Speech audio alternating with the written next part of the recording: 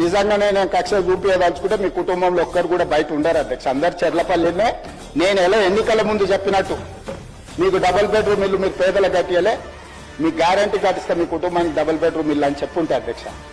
ఎన్నికల హామీలు అమలు చేయలేదంటుంది కదా అధ్యక్ష.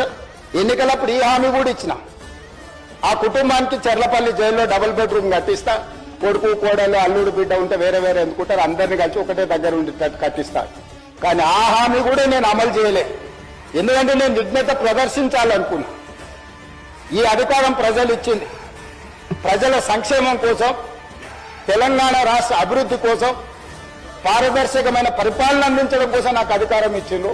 ప్రజలు ఇంత పెద్ద అధికారాన్ని, ఇంత పెద్ద బాధ్యతను ఈ వయసులో నాకు అప్పచెప్పింది నా కోపం కోసమో, లేకపోతే నన్ను నా పట్ల వాళ్ళు వ్యవహరించిన విధంగానే వాళ్ళ పట్ల నేను వ్యవహరించడానికి ప్రజలు నాకు అధికారం ఇవ్వలేదని విచక్షణను ఉపయోగించి ఈ రోజు కూడా వాళ్ళ మీద ఇంతవరకు అక్రమ కేసులు పెట్టలేదు అధ్యక్ష.